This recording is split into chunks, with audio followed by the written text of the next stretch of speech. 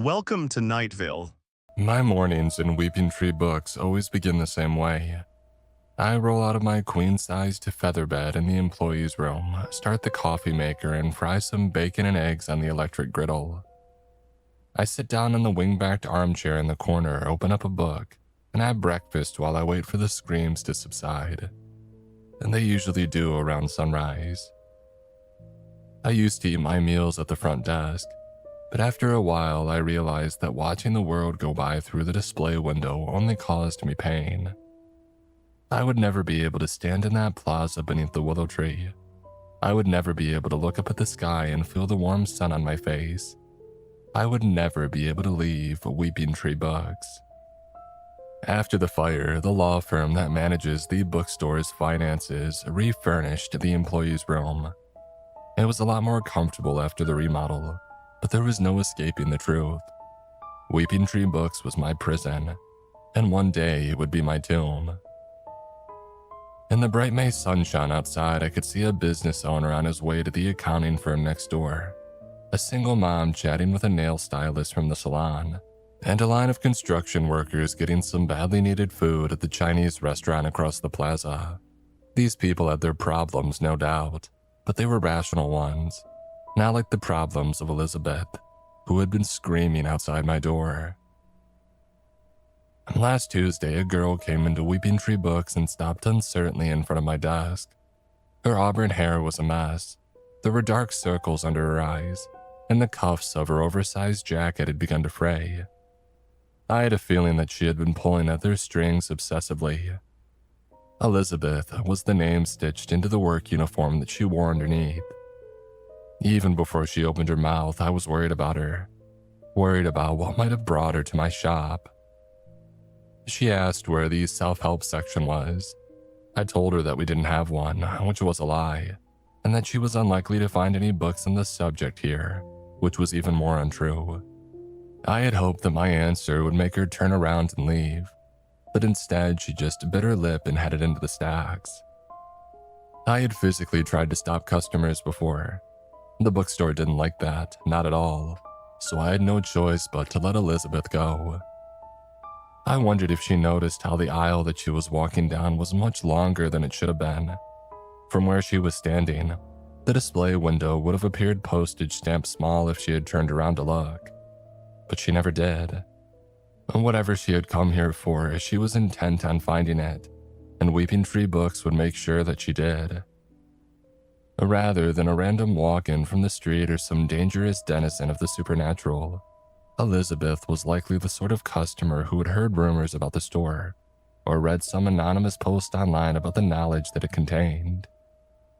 Weeping Tree Books held secrets with the power to change a life, or destroy it. I grabbed a cart and I headed after her. I told myself that I wasn't snooping.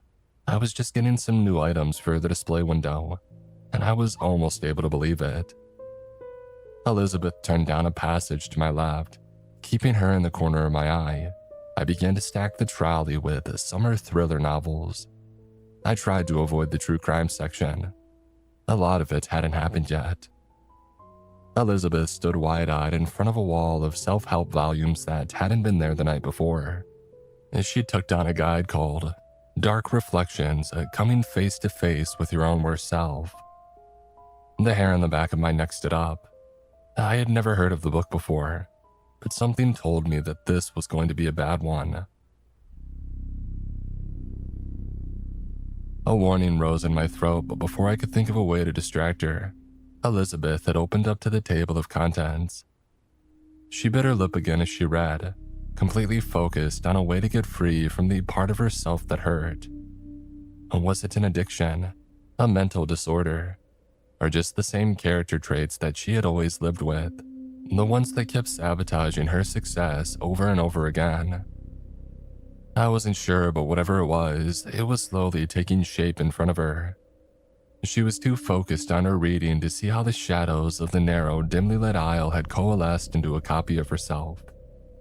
By the time she looked up, another Elizabeth was staring at her from across the page. The new Elizabeth's hair hung down low over its face. It wiggled its fingers and toes, which, like the rest of it, were bare. It was as though it had never had a body before, and it needed to test its own strength. Elizabeth dropped the book and sprang back with a shout. It double gripped her by the hair and smashed her head against the nearest shelf. She fought back, punching her attacker and kneeing it in the chest.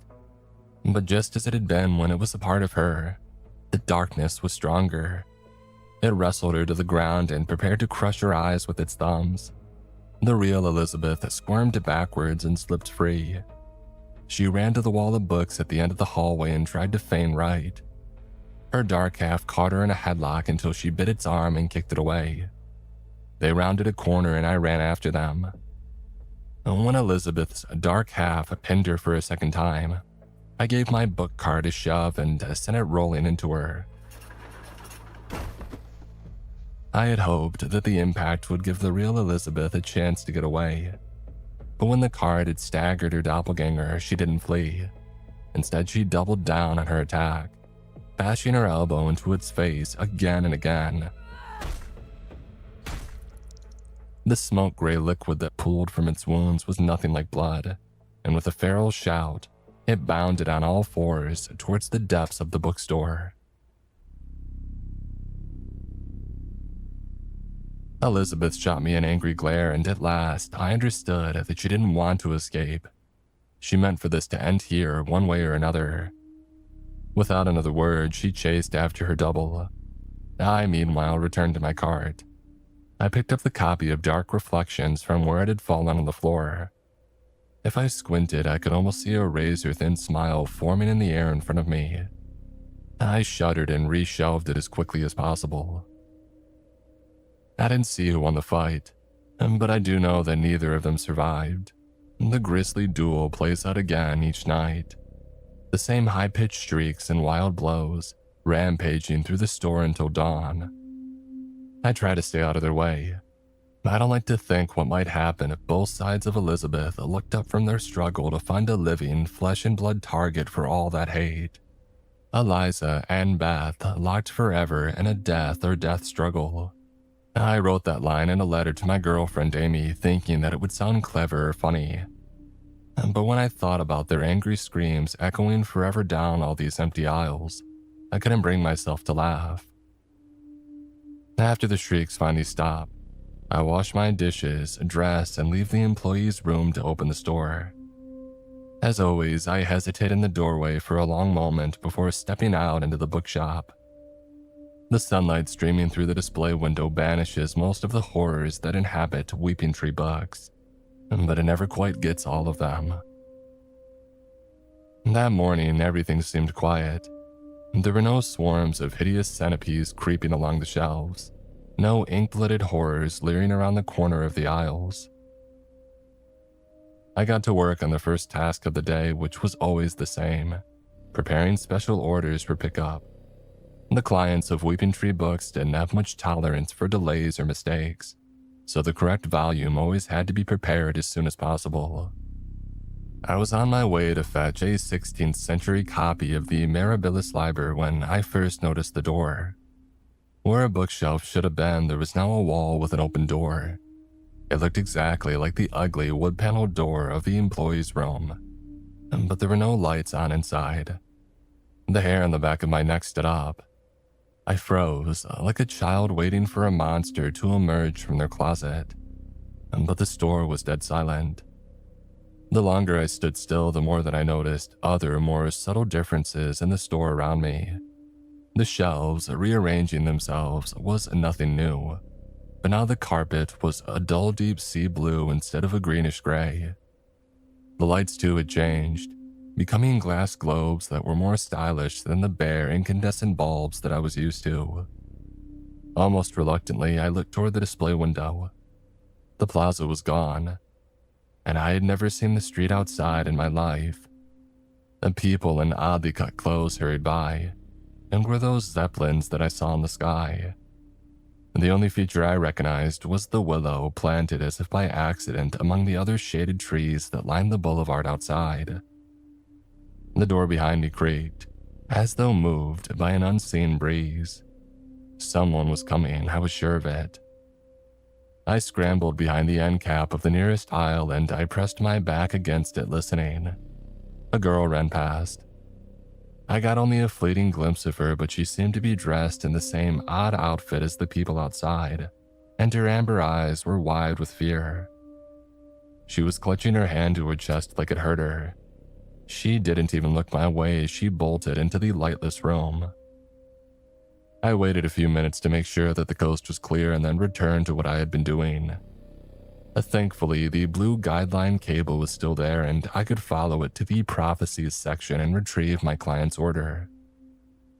As I walked, the store slowly returned to the layout that I was used to. The bare yellowish bulbs and the ugly gray-green carpet were back, as well as the plaza outside the display window. With the book in hand, I walked back to the front desk, asking myself if I had done the right thing. I told myself that I had. In places like Weeping Tree Books, speaking first or intervening could be dangerous, even deadly. I felt bad for the girl, whoever she was, but I had my own survival to think about, right?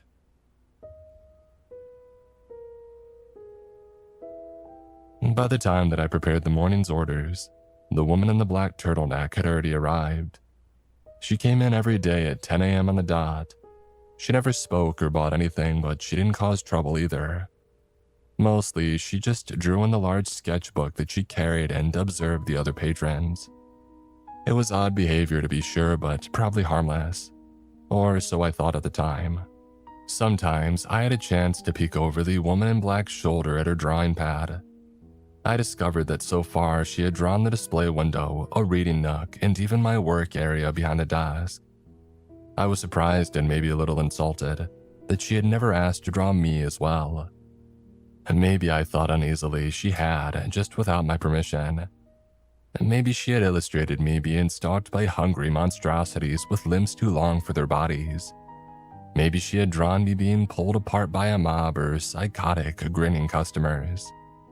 Maybe some of the evil that I had encountered in the bookshop was her fault. I forced myself to stop. With so much time to think, it was easy to descend into obsession and paranoia. My long, lonely months at the bookstore had convinced me that it wasn't safe for anyone to be alone with their own thoughts, especially not in a place like Weeping Tree Books. For all I knew, the woman in the turtleneck sweater was just a hobby artist who liked to draw cozy interior scenes. Even so, her presence in the store always made me feel uneasy, observed somehow. The way she wandered into the depths of the store only to reappear hours later reminded me too much of Jacob, the graduate researcher who had planned to sell the store's deadly knowledge to the highest bidder. He had been looking for books on the creation of plagues. God only knew what the woman in the black turtleneck was after. Without realizing it, I found myself trying to follow her while I shelved new books or took inventory. And that was where the trouble started. After nearly a year as the bookkeeper, I thought I knew most of the entities that appeared in these shallow levels of the bookstore. Entities like the Burning Man, a former bookkeeper who had tried to set fire to the store to escape it. Now his spirit was cursed to wander these halls, shrouded in flame. Or there were the mimics, being with no appearance of their own that stole the faces of others. Their inability to blink usually gave them away before they got too close. Usually.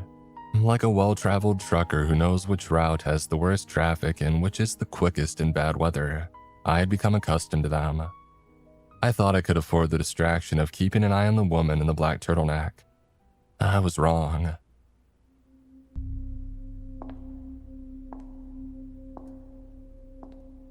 The woman's high-heeled boots echoed eerily in the stuffy, low-ceilinged store. When she turned a corner and stopped, I thought it would be the perfect moment to sneak a look at what she was drawing. And when I peered around the shelves, however, she was nowhere to be seen. Instead, the door was back, opening impossibly into the surface of a standalone bookshelf. The carpet, I noticed, was a mottled mix of blue and green. Half of the lights were incandescent, half were the odd globes that I had seen earlier, and one was even a twisted mix of the two. I could hear the sound of weeping from inside the door. I backed slowly around a corner, and when I looked again, the strange room had vanished. Meanwhile, the echo of the woman in black's footsteps had returned. I spotted her in an intersection several aisles down. How had she gotten so far away so quickly? She paused, as though curious about what I would do next. I felt the frustration rise in me. The whole situation was absurd. Why shouldn't I just talk to her? This wasn't some fairy tale hag who would steal my name if I gave it to her, or some sadistic killer who cut out the tongues of anybody who spoke to them. And this was just some lady with a sketchbook. "Hey," I waved and smiled. The woman in the black turtleneck glared at me for a full 10 seconds and then kept walking. I don't know why I went after her. Maybe it was just stupid pride. I had spent so much time pondering her presence in the store. I felt like she owed me an explanation. Even more disturbingly, I realized that I had come to think of Weeping Tree Books as my own home turf. And who was she to turn her back on me in my territory? It was like something out of a kid's cartoon. Every time I thought I was getting close, she would appear at the crossing on some other aisle, tantalizingly far away. The longer the chase went on, the harder it was to abandon, even though I knew in the back of my mind that the woman in the black turtleneck was leading me deeper into the bookstore. I made sure to keep the blue guideline cable on the floor in sight, but that was the only exception that I made for my own safety. When the door to that dark room had reappeared, I barely gave it a second glance. I needed to catch the woman in the black turtleneck now. What if she never came back after this? What if I never found out what she had been doing here? I was too caught up in my own spiraling thoughts to realize that I had been led into a dead end. I stared, disbelieving at the 3 solid walls of books around me. There was no path for the woman in black to have taken, and yet she was undeniably gone. I jabbed my fingernails into the cracks between the shelves. They were immovable and airtight. Sighing, I turned back to the central corridor, but it too had disappeared. In its place was a wall with a familiar wide-open door, a door that led to a lightless room and seemed to swing softly in an invisible breeze. I shifted my weight and felt the floor sag beneath my feet, a reminder that this was really happening. I didn't want to take a single step toward that eerily familiar and lightless room. And at the same time, I was suddenly sure that someone was inside of it, approaching swiftly but silently, like a child closing his eyes when a monster comes out of the closet. I believed that as long as I didn't look, as long as I stood still and pretended that everything was normal, then I would be safe. Sweat trickled down my spine as I pretended to reorganize the cheesy 1950s sci-fi novels in front of me. Oh, the tension was unbearable. As though pulled by an invisible string, I glanced back toward the open door, and I saw a pair of bloodshot amber eyes staring into mine. A mummy. That was my first thought. Something out of an old horror movie, embalmed with yellow wrappings. But it wasn't wrapped in linen or gauze. It was covered in pages, thousands of them stuck so tightly to its body that they at first appeared to be its skin. No, not its skin. Her skin. Because what was beneath all of those words and illustration had once undeniably been human. I braced myself for an attack, but instead, the mummified stranger stumbled to her knees and gripped my hand. "Help," she whispered. A page unraveled from her finger and wrapped around mine. Its underside was sticky, rubbery, and oddly warm to the touch. By the time I tried to pull it off, it had already started multiplying, unfolding another sheaf around my palm. I felt a twinge of pain as words and illustrations bloomed across the paper, being written, I realized, in my own blood. The mummified girl's eyes widened, horrified by what she had done. Beneath the wrappings, her face was a mask of guilt and fear as she backed away into the darkness. Meanwhile, the unraveling pages had reached my wrist. I pulled out my lighter, hoping that its flame would block their path. Yet when I singed at the yellow paper, it hurt as badly as burning my own skin. I looked around desperately for a solution, barely noticing that both the open door and the mummified stranger had vanished once again. "Hold still," someone said. The woman in the black turtleneck poised a very fancy pen above my arm. Before I could ask what she intended to do, she started drawing fat, black droplets like raindrops encircling my bicep. The expanding pages dropped to the floor when the ink had touched them, blackened like withered leaves. In a matter of seconds, the paper that had been fusing with my flashlight crumpled, stained and harmless on the bookstore floor. "Oh, it's a shame," the woman added. "If those pages had kept expanding, you would have been able to read the story of your life on them. At least until they finished draining you." "Who was that?" I mumbled, rubbing my arm. "What? You think our reality is the only one with a bookstore like this one? The only one with a bookkeeper like you?" The woman in the black turtleneck scoffed. "The border between worlds is thin here, as you all know, and sometimes they overlap." Had that girl been a bookkeeper too? One of the unlucky ones who had succumbed to the store before she realized what she had gotten herself into? If things had gone differently, my fate could have been the same as hers.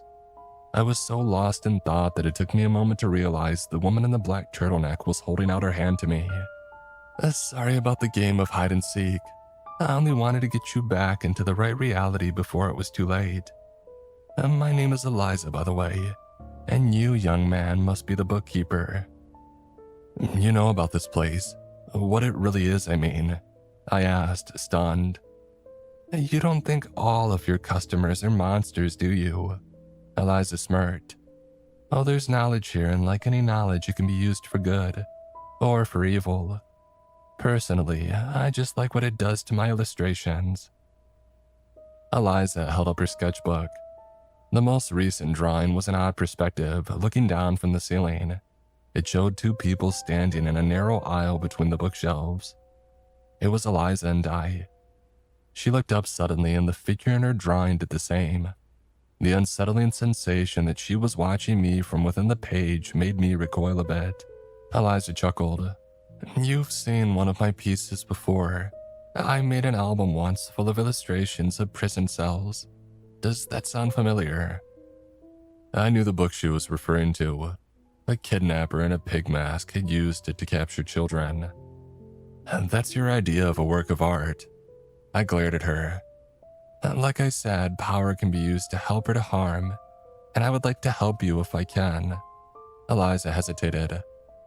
"Let me ask you something. Do you like being the bookkeeper? Would you leave if you could?" "Well, of course I would, but it doesn't matter. I won't be going out that door until after I'm dead." "Exactly," Eliza nodded. "The bookstore uses your body to care for itself while you're alive, but it places no claim on your soul unless you give it a reason to, like poor Elizabeth or Eugene, the Burning Man. If your soul were to leave your physical body, then return to it." She trailed off. I asked Eliza if she meant that I should fake my own death. "Oh, there will be nothing fake about it," she warned me grimly. "You will be dead. Dead as a doornail, dead as a post, dead as whatever simile or metaphor you want to use. You will have to navigate the other side on your own. But as long as you stay away from the light and remember who you are, then you should be fine. Once the store releases your corpse, I will bind your soul back to it. And then, Ben Hearn, you'll finally be free." I couldn't recall ever having told her my name, but that hardly seemed to matter now. All of this was crazy talk, the sort of thing that a cult leader might tell his followers right before he laced their drinks with cyanide. I shook my head. "I know I'm asking for a lot of trust," the woman in the black turtleneck admitted, "and that's why I'm going to prove to you that it works." "What? How?" I had barely finished the question when Eliza lunged forward and stabbed her pen into my jugular. The pain and terror of having a sharp foreign object embedded in my neck was overwhelming. Quantities of blood that I had never imagined my veins could contain ran down my chest as Eliza lowered me gently to the floor. "Oh, sorry about the mess," she whispered, and my vision went as dark as ink. And during the long, dull hours that I had spent as bookkeeper, one of the things that I had often read about was near-death experiences. Was there a reason why they seemed so similar across time and across cultures? Did the human mind simply generate a set series of sensations during its final moments? Or could it be that the events that people described happening to them after death had really occurred? Sitting behind the front desk, I had pored through book after book on the subject. Now I was about to find out for myself. The weightlessness and feeling of falling, well, that was real, as was the flurry of images that fluttered up around me like a mass of birds taking flight. Friends, a family, pivotal moments in my life, side by side with the others I had ignored at the time, but that now came back in vivid detail. The darkness swallowed it all. It was indescribably huge, and bigger than the night sky the first time my father took me camping in the desert. Bigger than anything. I had never imagined that emptiness could be so terrifying. And then there it was, a soft and distant white light. As strange as it sounds, it seemed to be calling out to me, telling me that everything was going to be all right. I could move toward it if I chose. I could be held, welcomed, comforted. All I had to do was want it. I noticed uneasily that the light itself wasn't stationary either. It was drifting slowly nearer. But hadn't Eliza told me not to go toward the light? I must have misheard her, because the closer it came, the more at ease I felt, as though my soul was being wrapped up in warm blankets. A song like a lullaby in 1,000 different languages soothed the panic that I had felt when I began plunging through all that emptiness. And then I noticed something on the edges of that gentle white glow. They weren't exactly cobwebs or the crooked limbs of some enormous spider, but they reminded me a little of both. If I squinted, I thought that I could see the tortured expressions of the figures that were bound to them. Although whether they were writhing to break free or urging me onward, I couldn't have said. I tried to slow my drifting, only to find that I couldn't. It was like a tiny boat trapped by an immense tide. There was nothing to hold on to, no way to stop my progress. I didn't even have arms or legs to flail as I was pulled toward the light. I thought about the message it had given me, about how I had to choose to move toward it. And what would happen if I chose the emptiness instead? Slowly, I felt my speed slowing until I was moving downward and backward instead of forward. The light grew distant but never completely faded or ceased to beckon me toward it. Eliza's advice and pure chance were the only reasons that I had seen the twisted forms lurking the light. The only reason that I had joined them. How many others had succumbed to the temptation? How many others had gone trustingly toward that hopeful glow? I racked my brain trying to remember what else Eliza had said. Something about remembering who I was. Well, it didn't seem so difficult, at least not until I tried to do it. The memories that had swirled around me when my fall began had disappeared like water going down a drain. I realized with horror that I couldn't even remember what my father's face looked like. The light far away now seemed to be mocking me. Was this what it was going to be like from now on? An endless plunge through a sightless and soundless eternity, until I lost myself completely, until I became part of all of this nothing. What had I been doing right before this? Who had I been? That's right, I had been the bookkeeper. I had been trapped in a store and a woman in black had offered me a way out. And then I winced at the memory of the sharp pen plunging into my neck. And before that, there had been a girl too. A girl named Amy. Her family had run the Chinese restaurant across the plaza. She had saved my life and I had saved hers. She had told me that she would wait for me until I could escape from the bookstore. Hold on, I told myself. Hold on. The harder I focused, the more the darkness around me began to fade. I was no longer falling, but hovering. If I looked down, I could see Eliza dragging my corpse out through the door of Weeping Tree Books and into the center of the plaza. She heaved me onto one of the stone benches surrounding the big willow, and then began drawing a series of strange chalk symbols around it. If I looked up, I could still see the emptiness that I had fallen through and the welcoming light in the distance. It whispered that it wasn't too late. I could still join the chorus of voices within. Now hold on. I forced myself to focus on simple things. The gray rock of the benches, the scratch and pastel colors of Eliza's chalk, the wind through the willow tree, its gnarled roots. From my new out-of-body perspective, the stuff that those roots sank into no longer looked like ordinary dirt at all. Whatever it looked as black and liquid as molten tar. The stuff rippled. There was movement within. A hand emerged from its inky surface. Something was pulling itself free and moving toward my lifeless body. It was vaguely man-shaped. It was so dark that it seemed to consume the light around it. Eliza stopped scrawling symbols and looked up, as though she had sensed that something wasn't quite right. But I was clearly the only one who could see the figure rising from beneath the tree. I willed myself down toward the ground, maneuvering between my own body and the living shadow. It clambered up to its full height. Its arms and fingers seemed a little too stretched, its legs bent in the wrong direction.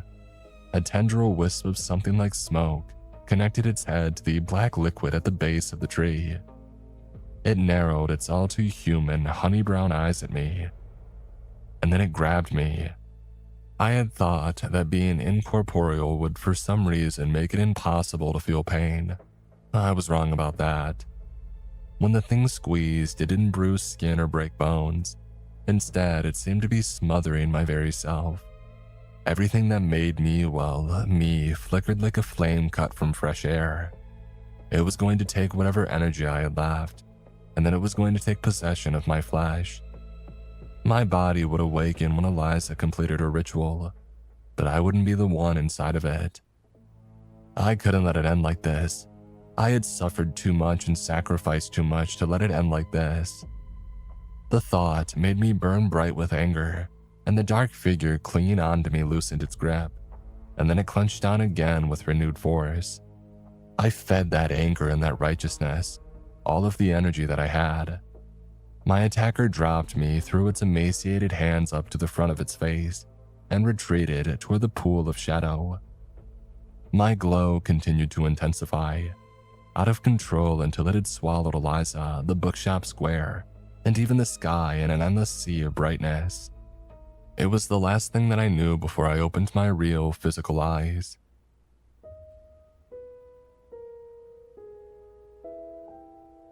Eliza gazed down at me with an "I told you so" smirk spread across her face. I sat up unsteadily, running my fingers over the odd chalk squiggles that were already fading from the stone bench that I lay on. A cool breeze blew across my face. For the first time in nearly a year, I was looking at the display window of Weeping Tree Books from the outside. "What happens now?" I asked Eliza. "The store just stays empty until some poor schmuck wanders in and gets trapped till the day that he dies." "No," Eliza stood. "I will be the next bookkeeper. Why do you think that I helped you? Out of the goodness of my heart."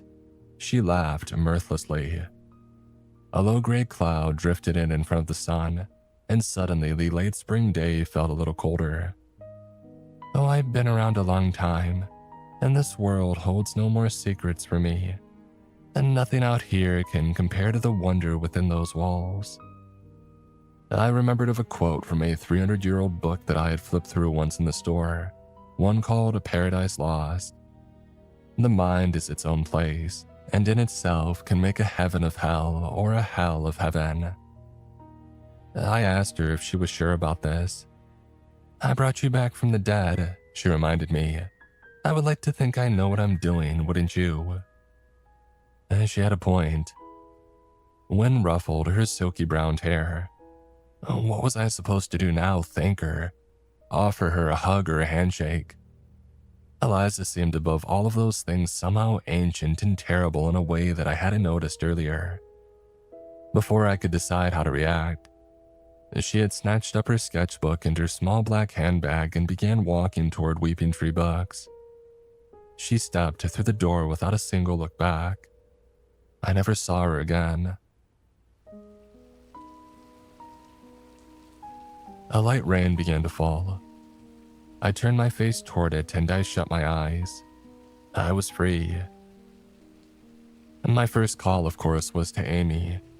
And my second was to Osgood Mosby, the bookstore's lawyer. He struggled to keep his cool after hearing my voice on the phone. Nothing like this had ever happened before, he admitted, and he supposed that some amount of compensation was in order. It wasn't much, considering what I had been through, but it was a start. Piece by piece, I began to put together a life. I tried to not think about shadowy figures waiting to slip beneath my skin, or the horror of the light that so many people saw in their final moments. I didn't ever want to return to the plaza of Weeping Tree Books, but considering that Amy's parents' restaurant was located there, I didn't have much choice. When I finally did find the strength to go back, however, I was shocked by what I found. There was a for sale sign in the bookstore's display window, and when I peered inside, I saw only an empty, ordinary storefront. Stranger still, the gnarled willow at the center of the plaza had simply vanished. I asked John Way and the beauticians at the nail salon what had happened to it, but none of them could recall there having ever been a tree in the plaza at all. Was Weeping Tree Books gone for good? Maybe Eliza had found a way to seal it off from the sane, rational world. Or maybe it had been sucked back into whatever anomalous space it had come from. I wanted to believe it, but I knew better. I know that somewhere out there on some small town's main street, or in some suburbs, a dying strip mall, there's a bookshop with a willow tree out front. Maybe there's a woman with a black turtleneck sitting inside, taking notes on some old manuscript or sketching her customers while they browse the shelves. I hope so, because if not, if the chair behind that front desk is empty, the next bookkeeper will be whoever walks through the front door. It could be anybody, and maybe even you.